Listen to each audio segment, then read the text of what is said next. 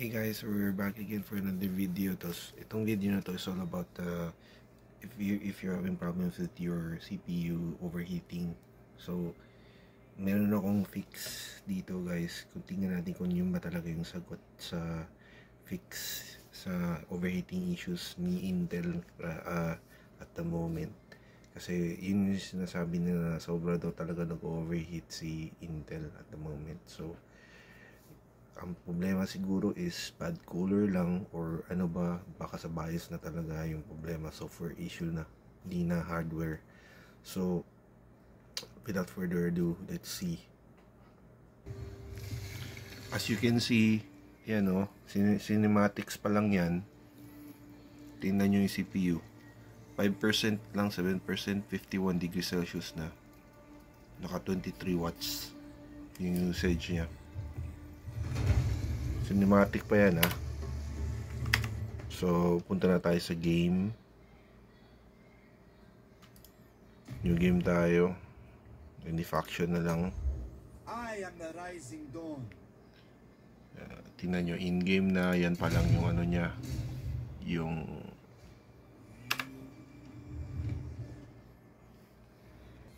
so ayan na guys, tingnan nyo, start na tayo ng game talaga, sa loob na talaga. Tingnan nyo yung ano niya, nasa 62 na agad, 61, 31%, 50, around 57 watts na yung ano niya, usage. Tingnan mo, tumataas talaga oh. Daan-daan tumataas yung init. O yan, 66 na bigla. Tingnan nyo yung ano ko, cooler ko. Yan, tingnan nyo yung dumi sa loob. Duda ako baka cooler lang to ang issue dito. Kailangan lang palitan, linisan. Or baka BIOS na talaga yung problema. Tingnan nyo, nasa 71 na oh. 72. Ano pa yan ha? Nasa ano pa lang, parang briefing. 72 na. Kanina 60 lang yun eh, di ba? 74. Grabe, ang bilis talaga umakyat ng init yan. 78. Mamaya magiging ano yan, 100. Yan yung ano ko, yung worries ko kasi above 90 degrees, problema na. Tapos naka-aircon ako, guys. Ayan o, naka-aircon ako dito sa kwarto. Running 24 degrees Celsius yung lamig dito. Tapos naka-open pa yung side panel ko. Ayan o, wala yang ano dyan, yung tawag dito, yung side panel nakatanggal. Yan. So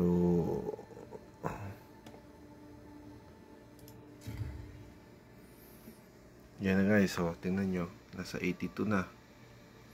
Ang bilis no. So mamaya mag-update ako sa inyo kung after ko linisan yung CPU, CPU fan, then i-update ko kayo sa ano niya, sa init, kung tataas pa ba, kasi nasa 24% lang oh. Ayan, 25%, hindi naman loaded yung CPU. Tapos ganyan na yung init niya, nakaka ano na, alarma.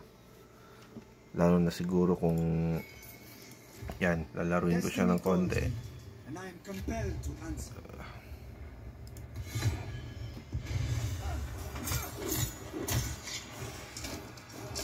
Ang bilis niya uminit guys.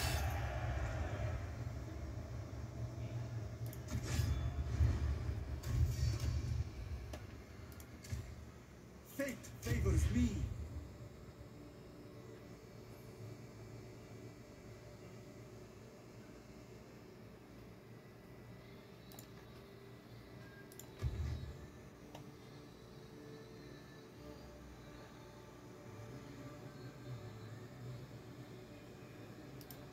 Prepare my sparring field. Chosen of Ra. So update ko na lang kayo mamaya guys. Yan na guys, umabot na siya ng 90 oh. Oh, 90 plus. Yan, 94. Mamaya magwa 100 yan. Tingnan nyo yung usage ng CPU. Nasa 67 watts na. So, 65 watts lang kasi yung target niya na TDP eh. So, nagtataka ako ba't lumalagpas yung watts niya. Kaya nababahala na ako. Ano kaya nangyayari? Baka BIOS issue to. So kaya lilinisan ko yung CPU cooler niya para malaman natin kung aabot pa ba ng 100 or 90 plus yung heat. See you guys. So, dito na tayo sa CPU ko. Nilabas ko na. So, ayan na po yung suliranin. Kita nyo yan. Yan o. Grabe o.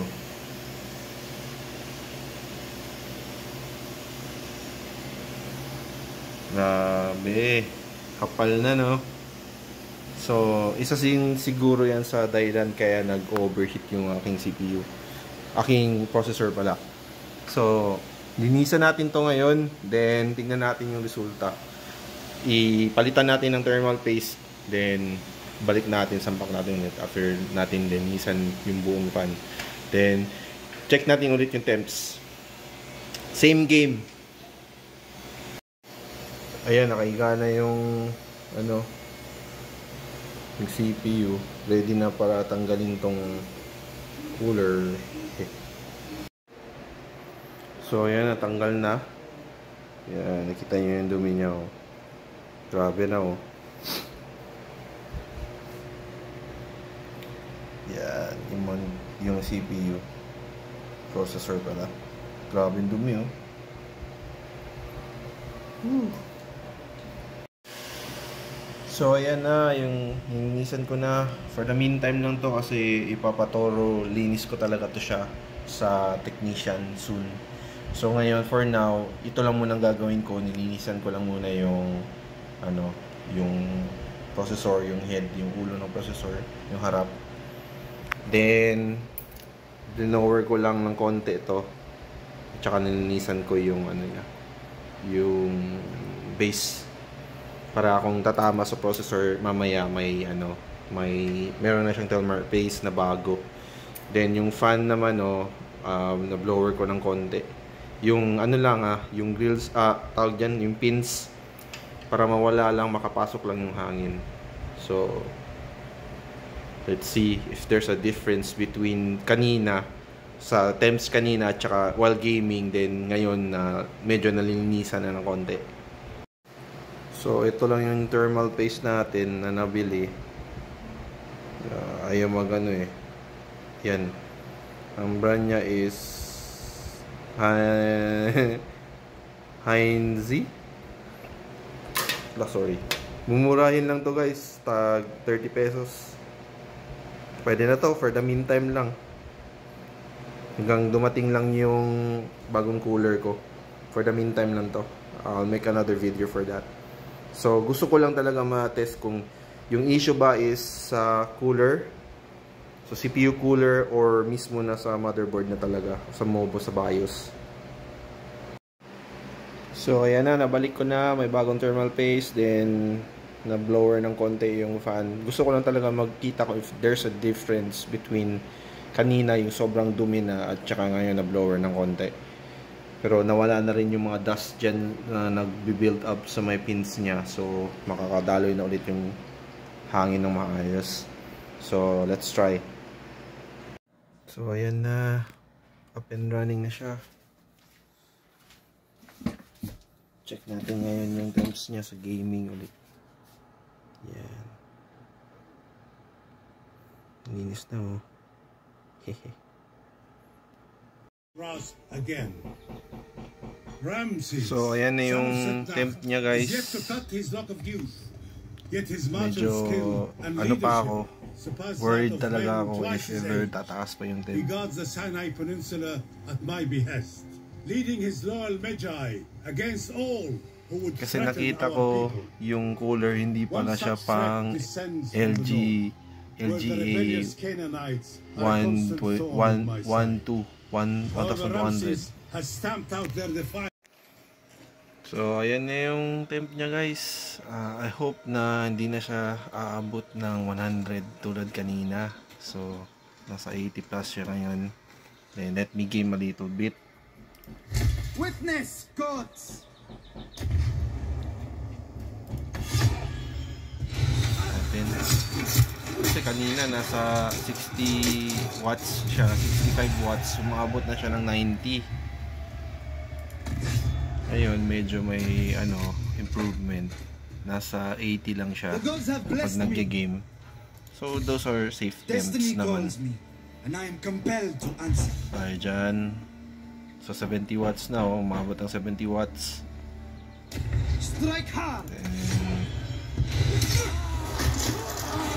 nasa lang siya, 80 plus degrees Celsius.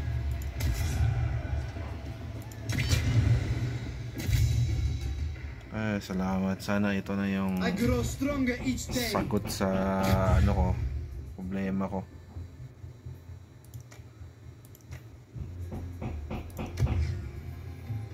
So yan na, safe temps lang siya guys sa gaming. Kanina kasi umabot na ng 90 almost 100. Ngayon nandyan lang siya. Tapos knowing na, tingnan nyo guys, naka-off pa yung AC ko. Yan, naka-off pa lang ilaw. Naka-off yan. So yan yung temps nya. Yan, so goods na siya. So nasagot ko na yung problema ko, which is cooler lang pala yung problema. Akala ko talaga yung problema niya is yung BIOS na, tulad ng nangyayari sa mga yung mga nangyayari sa mga bagong model ng Intel, bagong generation. Ang problema is yung BIOS. So dito sa 11th gen ko na 11400 i5, cooler lang, so goods.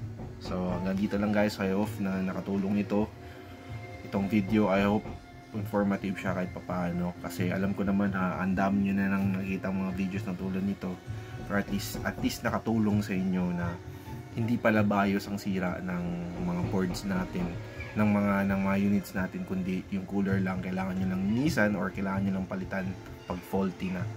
So have a great day guys.